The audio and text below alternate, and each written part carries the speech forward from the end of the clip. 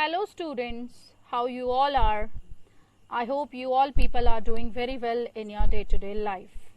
With this hope, let's begin our today's session, that is for your class, obviously 10th, which is presented by Sangeeta Puri. Students, I hope that you people are doing very well in your day-to-day life. And with this hope, we are beginning our today's session. Students, yesterday's video, maybe most of you haven't seen, but even then also I'm expecting maybe you must have seen. So students, yesterday we started from the unit 4, that is the part 2nd of Amanda. Amanda is a poem. Yesterday we have discussed that Amanda is a girl, maybe of your same age, but she don't like to hear whatever her mother used to instruct her or tell her to do this, to do that, and so on. She don't like to be instructed by anybody else. Whenever her mother is instructing her, she is continuously thinking, I wish I could be something to something else. So let's begin today's video also with the remaining part of that. So that is written by Robin Klein. Let's continue today's session. Don't eat that chocolate. These are the lines which were spoken by the mother. These are the instructing line through which the mother is continuously instructing Amanda. हमेशा उसको डांटती रहती थी. What did she say? Don't eat chocolate, Amanda. Remember age, Amanda. Will you please look at me when I'm speaking to you, Amanda? These were the lines which were told by the mother. What did mother say? Mummy ने क्या कहा? Don't eat that chocolate. Chocolate मत खाओ Amanda. बच्चे होते हैं ना, mostly वो चॉकलेट खाना पसंद करते हैं, लेकिन पेरेंट्स उनको बार बार टोकते रोकते रहते हैं. क्यों रोकते टोकते रहते हैं? क्योंकि चॉकलेट खाने से क्या होता है? Remember your itch. In here stands for pimples. Chocolate खाने से उसके फेस पे पिंपल्स हो जाते होंगे, हो सकता है कोई एलर्जी होती होगी, तो बार बार उसकी मम्मा उसको याद दिलाती है डोंट ईट चॉकलेट, अदरवाइज क्या होगा? फेस पे वापस पिंपल्स आ जाएंगे. So don't eat that. उसके बाद फिर उसकी मम्मा उसको टोकती है, will you please look at me when I am speaking to you. हो सकता है जब उसकी मम्मा उसको डांट रही होती होगी तो वो अपनी मम्मा की तरफ नहीं देखती होगी, तो यहाँ पे उसकी मम्मा उसको फिर डांटती है और कहती है will you please look at मी. क्या तुम मेरी तरफ देखोगी जब मैं तुमसे बात करती हूँ, अमांडा? और फिर अगेन एक्सक्लेमेशन मार्क है. इसका मतलब बहुत जोर से उसकी मम्मा उसको डांट रही है. क्लियर? समझ आ गया होगा, होप सो. अब आगे फिर से, अब एक डांट के बाद, जैसे हम कल चल रहे थे पैराग्राफ में, उसकी मम्मा उसको जो भी ब्रैकेट में आ रहा था वो एज्यूम कर रही है, सोच रही है, इमेजिन कर रही है कि काश ऐसा होता. तो अभी क्या इमेजिन करती है ये डांट सुनने के बाद? I am Rapunzel. रेपुंजल एक स्टूडेंट्स एक कहानी है रेपुंजल की. एक डॉल जैसी होती है रेपुंजल, जिसके बहुत लंबे बाल होते हैं और जो एक टावर पे रहती थी और उसके बालों के सहारे ही लोग चढ़ के और उतर के आते थे. उसको एक राक्षस ने कैद करके रखा था रेपुंजल को. फिर एक प्रिंस आता है और उसके बालों के सहारे ऊपर चढ़ता है और उसके बाद वो उसको वहां से लेके आजाद करके चला जाता है. कुछ इस तरह की स्टोरी है. उसने भी सुनी होगी वो स्टोरी और यहाँ पे वो इमेजिन करती है काश कि मैं रेपुंजल होती. I have not a care. मुझे कोई चिंता करने की जरूरत नहीं थी. Life in a tower is tranquil and rare. क्योंकि मेरी लाइफ कहाँ होती? टावर में, रेपुंजल की तरह. इज ट्रैंकल. ट्रैंकल मीन्स शांत वातावरण में, कोई शोर नहीं, कोई कचर कचर कुछ नहीं, ना मम्मा डांटती पीछे से, ना कोई कुछ कहता, बिल्कुल शांत लाइफ होती.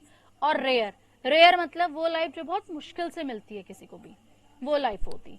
I'll certainly never let down my bright hair. और मैं तो कभी भी अपने वो ब्राइट हेयर कभी नीचे नहीं डालती, क्योंकि मैंने बोला ना जैसे आपको कि रेपुंजल क्या करती थी, अपने लंबे बालों को नीचे गिराती थी. बहुत लंबे थे कि वो जमीन तक लग जाते थे और वहां से चढ़ के कोई भी ऊपर आ जाता था. लेकिन यहाँ पे वो क्या चाहती है Amanda?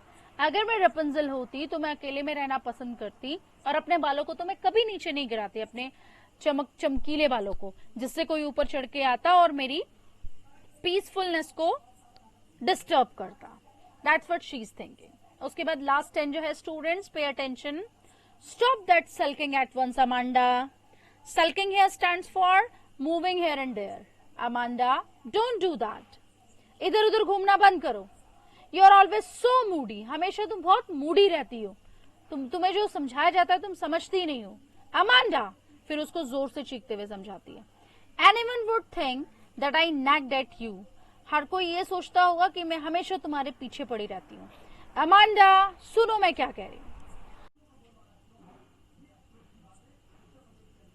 So students, I hope आपको ये स्टेंजा क्लियर हो गया होगा। चलिए अब इसका क्वेश्चन आंसर सेशन शुरू करते हैं in the same video. Many questions are there, एक एक करके डिस्कस करते हैं। Question number 1, how old do you think Amanda is? How do you know this? आपको क्या लगता है कितनी बड़ी होगी अमांडा? कितनी एज की होगी? आप ही की तरह टीनेजर होगी कोई? और how do you know this? क्योंकि इस एज में बच्चे मोस्टली मूडी होते हैं, जैसे तुम लोग भी मूडी हो। पेरेंट्स कहते होंगे पढ़ लो, तुमने पढ़ना नहीं है, तो लाइक दैट। क्लियर? ये आपका पर्सनल आंसर है, आप अपने हिसाब से देंगे। Question number 2, what do you think is speaking to her? क्या लगता है आप कर रहे होगे? कौन बात कर रही होगी? अमांडा से कौन बात कर रही होगी? आपको क्या लगता है?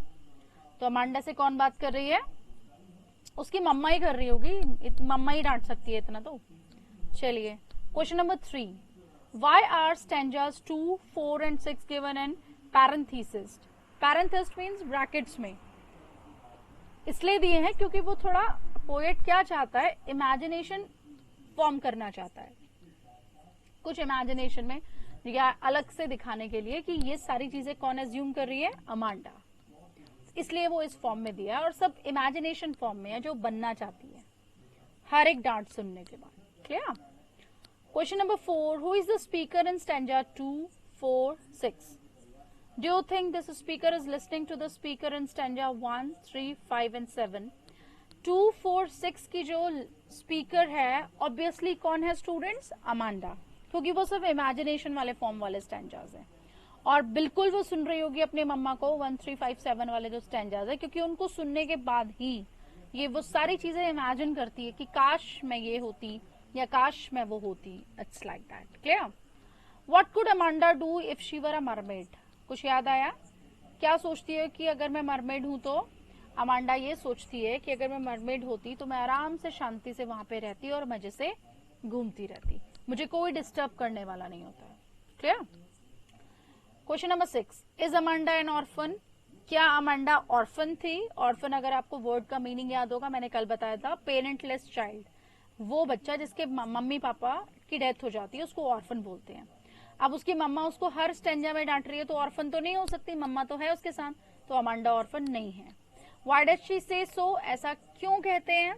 हम ऐसा कैसे कह सकते हैं कि अमांडा नहीं, अमांडा ने ऐसा क्यों कहा कि काश वो ऑर्फन होती? क्योंकि वो नहीं चाहती थी कि उसकी मम्मी उसको हर बात पे रोके टोके, इसलिए वो ये कहती थी। शी यहाँ पे कौन है? अमांडा, कि काश कि वो ऑर्फन होती। चलिए क्वेश्चन नंबर 7 पे आते हैं। Do you know the story of Rapunzel? Story तो मैंने सुनाई दी आपको, नहीं भी पता होगी तो। Why does she want to be Rapunzel? वो रेपुंजल क्यों बनना चाहती थी? ताकि वो अकेले से एक टावर में रहे चुपचाप और कोई उसे परेशान ना करे, कच ना करे कोई उसके साथ। चलिए question number 8, what does a girl yearn for? yearn मतलब डिजायर, क्या चाहती थी वो? Freedom. What does this poem tell you about Amanda? Amanda के बारे में पोएम ये बताती है कि अमांडा एक खुले दिमाग वाली लड़की है, आजादी से रहना चाहती है, मूडी है, उसकी मम्मी की डांट उसको पसंद नहीं आती है, बार बार वो चुप हो जाती है, रिवर्ट नहीं करती है, जवाब नहीं, अपनी इमेजिनेशन की दुनिया में खो जाती है। और जब भी उसको डांट पड़ती है तो हमेशा वो ये सोचती है काश मैं ये होती या वो होती, जिसकी वजह से ये प्रॉब्लम सारी दूर हो जाती। क्लियर? लास्ट क्वेश्चन है student, read the last stanza. Do you think Amanda is sulking and is Moody?